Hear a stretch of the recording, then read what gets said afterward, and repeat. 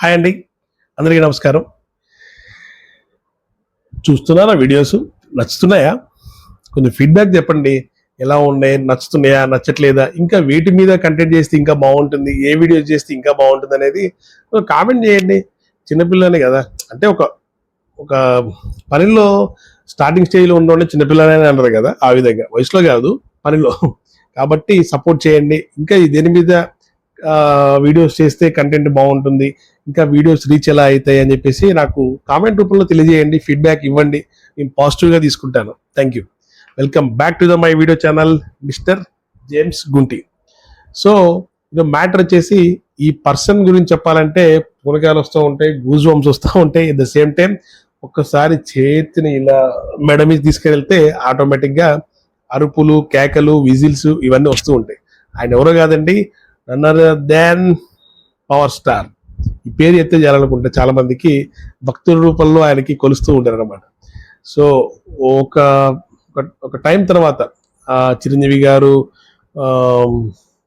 రాజకీయాల్లోకి వెళ్ళిపోయిన తర్వాత ఖాళీగా ఉన్నటువంటి ఆ పొజిషన్ని ఈయన తీసుకోకున్నారా తీసుకోలేదో పక్కన పెడితే, చిరంజీవి గారికి ఉన్నటువంటి ఫాలోయింగ్ అనేది వేరే హీరోస్ కూడా ఉందండి, ఎవరిని తక్కువ చేయట్లేదు నేను. కాకపోతే చిరంజీవి గారికి ఒక మెట్ ఎక్కువ ఉంటుంది, ఫ్యాన్స్ ఫాలోయింగ్ అనేది. సో ఆ స్థానాన్ని పవన్ కళ్యాణ్ గారు భర్తీ చేశారంటే 100కి 1000% భర్తీ చేశారని నేను నమ్ముతా.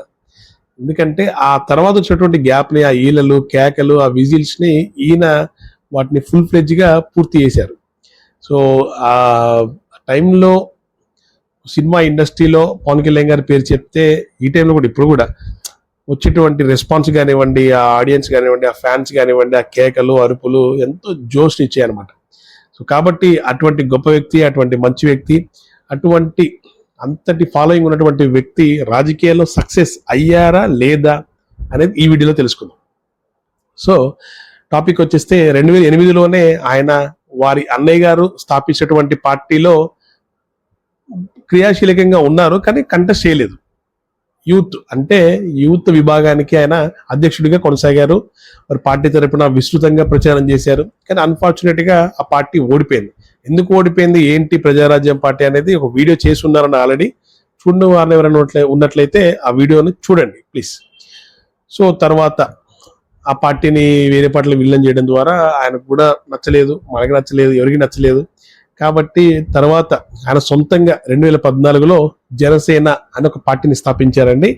ఆ పార్టీ ప్రస్తుతం ఆంధ్రప్రదేశ్లో ఉమ్మడిగా like TDP, Janasena and BJP పొత్తుగా ప్రభుత్వాన్ని ఏర్పాటు చేయడం జరిగింది ఆ పార్టీ.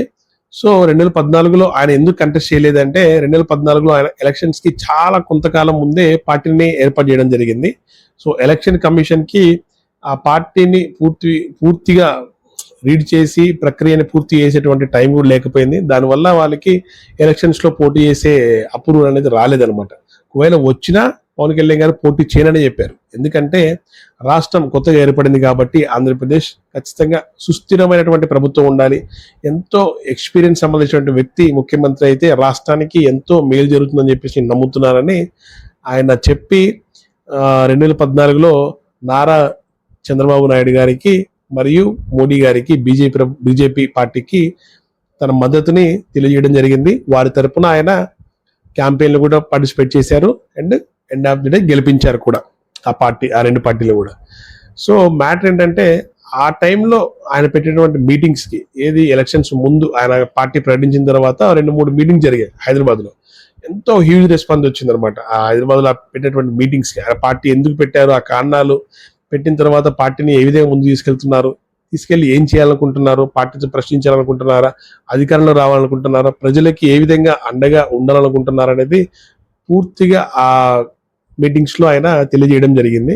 ఆ వీడియోస్ కి సపరేట్ గా ఫ్యాన్స్ కూడా ఉంటారు, ఓన్లీ ఆ మీటింగ్స్ కి. ఎందుకంటే అప్పుడు ఆయన చెప్పేటువంటి పదాలు కానివ్వండి, పాడిన పద్యాలు, తెలంగాణకు సంబంధించినటువంటి పాటలు చాలా రింగ్ టోన్స్ గా కూడా పెట్టుకొని ఉన్నారనమాట. అవి అంత గొప్పగా హైలైట్ అయ్యాయి అన్నమాట ఆ మీటింగ్స్ అప్పట్లో.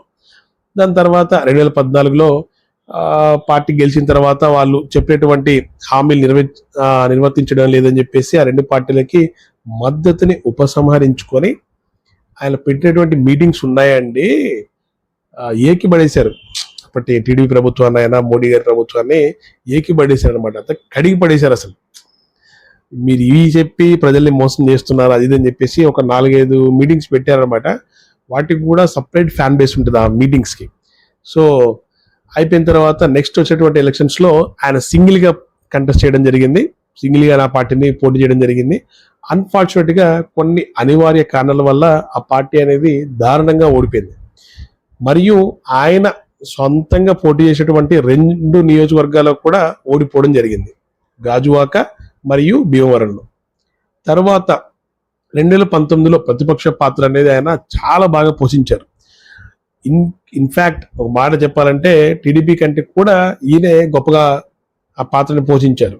ఎలా అంటే రాష్ట్రంలో జరుగుతున్నటువంటి అన్యాయాలు అయితేనేయండి, అరికట్టడానికైనా, ప్రజల తరపున నిలబడడానికైనా, వారి సమస్యలు తీర్చడానికైనా, వారి తరపున ప్రభుత్వాన్ని నిలదీయడానికైనా ప్రతి ఒక్క విషయంలో ప్రజలకి అండగా ఆయన ఎంతగానో ఉన్నారనమాట. కాబట్టి ప్రతిపక్ష పాత్ర అనేది ఎంత గొప్పగా పోషిస్తే ప్రజల గుండెల్లో అంత గొప్పగా ఉంటారు. నెక్స్ట్ ఎలక్షన్స్లో ఖచ్చితంగా మార్పు అనేది మొదలవుతుంది. చాలా మంది ప్రతిపక్ష పాత్ర అనేది పోషించకపోవడం వల్లనే వాళ్ళు అధికారంలోకి రాలేకపోతున్నారని చెప్పేసి నా పర్సనల్ ఒపీనియన్. మీకు కరెక్ట్ కాదని చెప్పాలంటే కామెంట్స్లో తెలియజేయండి. సో 2019లో ఓడిపోయిన తర్వాత నెక్స్ట్ వచ్చేటువంటి ఎలక్షన్ కోసం ఆయన అన్ఎక్స్పెక్టెడ్గా చంద్రబాబు నాయుడు గారు జైల్లో ఉండడం, ఆ టైంలో ఆయన అక్కడికి వెళ్ళడం, ఆ ఎమోషన్లో ఆయన కలిపి మళ్ళీ పోటీ చేద్దాం. ఎందుకంటే ఓట్లు అంటే ప్రభుత్వ ఓటు అనేది చీలకూడదు, చీలే అనుకోండి మళ్ళీ మీకు కొన్ని ఓట్లు మాకు కొన్ని ఓట్లు పడితే మళ్ళీ అప్పటి అధికారంలో ఉన్నటువంటి ప్రభుత్వం మళ్ళీ అధికారంలోకి వచ్చే అవకాశం ఉంటుంది. కాబట్టి అలా చేయకూడదని చెప్పేసి ఆయన ప్రభుత్వ ఓటు ఎక్కడ కూడా చీలకుండా పగడ్బందీగా అప్పుడు చంద్రబాబు నాయుడు గారికి మోడీ గారికి ఉన్నటువంటి గ్యాప్ని కూడా ఫిల్ చేసి వారిద్దరిని కూడా మళ్ళీ కలిపి మళ్ళీ 3 పార్టీలని జేఎస్పీ, టీడీపీ, బీజేపీని కలిపి పొత్తుగా ఏర్పరిచి 3 పార్టీలతో ప్రభుత్వాన్ని ఎంతో గొప్పగా విజయం సాధించి ఏర్పాటు చేయడం జరిగింది ప్రభుత్వాన్ని. సో ప్రస్తుతం ఆయన ఆంధ్రప్రదేశ్ రాష్ట్రానికి ఉప ముఖ్యమంత్రిగా కొనసాగుతున్నారు. ఎన్నో అభివృద్ధి పనులు కూడా చేస్తున్నారు. సంతోషం and all the best also. మ్యాట్ ఏంటంటే ఉప ముఖ్యమంత్రి అయ్యారు కదా, సో రాజకీయాల్లో ఓడిపోవడం గెలవడం సహజం, శత్రువులు మిత్రులు కూడా సహజం. శాశ్వత మిత్రులు ఉండరు, శాశ్వత శత్రువులు ఉండరు అని రాజకీయాలు అంటూ ఉంటారు కదా. ఓకే, మరి ఇంకా ఆయన రాజకీయాలు సక్సెస్ అయ్యారా లేదని చెప్పేసి క్వశ్చన్ మార్క్ ఎందుకు అంటే, మ్యాట్ ఏంటంటే అండి, ఎవరికైనా తన సొంతంగా అభిమానించేటువంటి వ్యక్తి పార్టీ పెట్టినప్పుడు కార్యకర్తగా మనం పనిచేస్తున్నప్పుడు ఆయనకే జై కొట్టాలని ఉంటుంది తప్ప పక్కన వాళ్ళకి జై కొట్టాలని ఎవరికి ఉండదు. ఎందుకంటే మనం మేము అభిమానిగా స్వీకరించినప్పుడు మేము భుజాల పెట్టి మొయ్యాలనుకుంటాం తప్ప వేరే వారిని మొయ్యాలని అనుకోం. సో మ్యాట్ ఏంటంటే అండి, ప్రభుత్వం ఓటు చీలకుండా ఆయన మాస్టర్ ప్లాన్ వేశారు, ఆ ప్లాన్ సక్సెస్ అయ్యారు, వెరీ గుడ్. కానీ వారి అభిమానుల నుంచి వచ్చినటువంటి రిక్వెస్ట్ ఏంటంటే ఆయన సొంతంగా పోటీ చేస్తే ఇంకా బాగుంటుంది, సొంతంగా పోటీ చేసి పార్టీని అధికారంలో తీసుకొని వచ్చి ఆయన ముఖ్యమంత్రి అయితే వారి అభిమానుల కళ ఏంటంటే పవన్ కళ్యాణ్ గారిని ముఖ్యమంత్రిగా చూడాలనేది వారి అభిమానుల కళ. ఉప ముఖ్యమంత్రి అయ్యారు ఓకే, కానీ వాళ్ళ అభిమానుల కళ ఆయన ముఖ్యమంత్రిగా చూడడం. సో 2019లో పోటీ చేశారు కదా, పాపం ఓడిపోయారు కదా, మళ్ళీ సింగిల్గా పోటీ చేస్తే ఎలా, అందుకే ఆయన పొత్తుగా వెళ్ళారు ముందుకు అని చెప్పి అనొచ్చు. 2019లో పరిస్థితులు వేరే అండి. ఎప్పుడైనా కానివ్వండి మనం చేసేటువంటి పని గొప్పదై ఉండొచ్చు, మంచిదై ఉండొచ్చు, కానీ చేసేటువంటి టైం అనేది ప్రాపర్గా లేకపోతే ఆ పని ఫెయిల్ అవుతుంది. 2019లో జరిగింది ఏంటంటే అప్పటి మాజీ ముఖ్యమంత్రి వైఎస్ జగన్మోహన్ రెడ్డి గారు విస్తృతంగా పాదయాత్ర చేసి 3600 కిలోమీటర్లు నడిచి ప్రజలతో మమేకమై ఆయన ప్రతిపక్షంలో ఉండి ఆ ప్రతిపక్ష పాత్ర మంచిగా పోషిస్తూ ప్రజలతో ఎంతగానో దగ్గరగా ఉన్నారు ఆయన. సో ఆ పాదయాత్ర చేసిన తర్వాత ప్రజలతో దగ్గర ఉండి డెఫినెట్గా ఒక వేవ్ లాగా సృష్టించారు ఆయన. వైఎస్ఆర్సీపీ అనేది 2019లో ఒక వేవ్ క్రియేట్ చేసింది. డెఫినెట్గా ఆయన ఒంటరిగా పోటీ చేసినా కానీ పవన్ కళ్యాణ్ గారు ఈయన వేవ్ సృష్టించినప్పుడు ఆ వేవ్లో డెఫినెట్గా ఓడిపోవాల్సింది అది ఎవరైనా. కాబట్టి ఈయన కూడా ఓడిపోయారు కాదనట్లే. అయితే నేనేమంటానంటే ప్రతిసారి పరిస్థితి అనేది ఒకే విధంగా ఉండదు కదా. ఇప్పుడు 2019లో ఆయన అధికారంలో రావాలని చెప్పేసి ఎప్పటి నుంచో జగన్మోహన్ రెడ్డి గారి కళ ముఖ్యమంత్రి అవ్వాలని తీర్చుకున్నారు. కాబట్టి అదొక వేవ్. అప్పుడు ఇప్పుడు 2024లో ఆల్రెడీ చంద్రబాబు నాయుడు గారి పరిపాలన చూశారు, at the same time Jaganmohan Reddy గారి పరిపాలన చూశారు. ఈసారి నాకు అవకాశం ఇవ్వండి, నేను సింగిల్గా పోటీ చేస్తున్నా, ఒక్కడనే పోటీ చేస్తున్నా అని చెప్పేసి సింగిల్గా పోటీ ఉన్నట్లయితే పరిస్థితి ఇంకొక విధంగా ఉండేదేమో. ఓకే, జగన్మోహన్ రెడ్డి గారు మళ్ళీ అధికారంలోకి వస్తారా, రారా, చంద్రబాబు గారు వచ్చేవాళ్ళ పక్కన పెట్టినట్లయితే వాళ్ళ అభిమానులకి ఎంతగానో గొప్పగానో జోష్గా ఉండేది. కాకపోతే ఏంటంటే పార్టీ స్థాపించిన తర్వాత పార్టీ ఎప్పుడు కూడా గెలవలే కాబట్టి ఎంతో కొంత 2024లో 22 స్థానాలు పోటీ చేశారా, 25 స్థానాలు పోటీ చేశారా పక్కన పెట్టినట్లయితే పోటీ చేశారు, గెలిచేటువంటి ప్రతి స్థానంలో కూడా 100% స్ట్రైక్ రేట్తో గెలిచారు, హ్యాపీ. కానీ ఆయన ముఖ్యమంత్రి అవ్వాలనేది వారి కల కాబట్టి ఆయన సింగిల్గా పోటీ చేస్తేనే ఇంకా ఎంతో కొంత ఊపనేది ఉంటుంది. ఎందుకంటే పవన్ కళ్యాణ్ గారి స్టామినా అనేది ఒకరితో పొడుచుతో వెళ్ళి వారి బలాన్ని నమ్ముకునేటువంటి స్టామినా కాదండి. సింగిల్గా పోటీ చేస్తే చిట్టికేస్తే ఆయన కనుచూపు మేర ఇసికేస్తే రాలనంత జనం ఉన్నటువంటి అభిమాన నాయకుడు ఆయన. కాబట్టి ఆయన సింగిల్గా పోటీ చేసినటువంటి గట్స్ ఆయనకి ఉన్నాయి. కానీ పరిస్థితి వల్ల ఆయన వెనక్కి తగ్గుతున్నారు. కానీ ముందుకు వెళ్ళండి సార్, చాలా మంది అభిమానులు ఉన్నారు మీకు, డెఫినెట్గా మీరు మంచి చేస్తారన్న నమ్మకం ఉంది. ప్రతిపక్ష పాత్ర కూడా చాలా మంచిగా పోషించారు మీరు, డెఫినెట్గా మీకు అధికారం అనేది ఖచ్చితంగా వస్తుంది. మిమ్మల్ని ముఖ్యమంత్రిగా చూడాలన్నటువంటి మీ అభిమానుల కల కూడా నెరవేరుతుంది. మీరు ఏవైతే చేయాలనుకున్నారో ప్రభుత్వంలో వచ్చిన తర్వాత ప్రజలకు అన్నీ కూడా చేసేసి చరిత్రలో నిలిచిపోవచ్చు. మీరు కూడా మహానుభావులతో పాటుగా like NT Rama Rao, YS Rajasekhara రెడ్డితో పాటుగా మీరు కూడా చరిత్రలో నిలిచిపోతారు మీ తర్వాత. బ్యాట్ ఏంటంటే వారు డెఫినెట్గా సింగిల్గా పోటీ చేయాలని, వారి అభిమానుల కల ఆయన నెరవేరుస్తారని. డిప్యూటీ సీఎం అయ్యారు కాదనట్లే, హ్యాపీ. కానీ ఆయన ముఖ్యమంత్రి అయితే ఇంకా వేరే విధంగా ఉంటుంది. ఎందుకంటే ఆయన మంచి చేయాలనే తత్వం కానివ్వండి, ఇంకొకటి ఆయన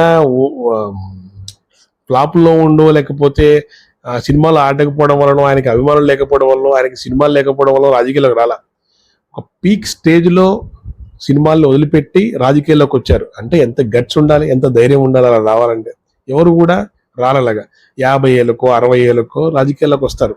అంటే ఒక చాప్టర్ కంప్లీట్ అయిపోయిన తర్వాత, అక్కడ మంచిగా స్థిరపడిన తర్వాత, అంత సంపాదించుకున్న తర్వాత, అంత అయిపోయిన తర్వాత నెక్స్ట్ ప్రజల దగ్గరికి వెళ్తామని చెప్పేసి అలా వస్తారు. కానీ ఈయన ఏజ్లో ఉన్నప్పుడే, పీక్ స్టేజ్లో ఉన్నప్పుడే, నెంబర్ 1 స్థానంలో ఉన్నప్పుడే దాన్ని వదిలిపెట్టుకొని రాజకీయాల్లోకి వచ్చారంటే నిజంగా గ్రేట్. కాబట్టి ప్రజలకి ఎంత మంచి చేయాలనుకుంటే అలా రావాలి. కాబట్టి ఆయన సింగిల్గా పోటీ చేసి ముఖ్యమంత్రి అయితే డెఫినెట్గా రాష్ట్రానికి ఇంకా అభివృద్ధి జరుగుతుందని చెప్పేసి నేను నమ్ముతున్నాను. మీరు కూడా నమ్మినట్లయితే లైక్, షేర్ అండ్ సబ్స్క్రైబ్ చేయండి, కామెంట్ చేయండి. వీడియో నచ్చినట్లయితే subscribe mister James Gunti video channel. All the best to the Pawan Kalyan గారు ఇన్ ఫ్యూచర్. డెఫినెట్గా మిమ్మల్ని సీఎంగా చూస్తాను, చూడాలి కూడా. All the best sir, thank you.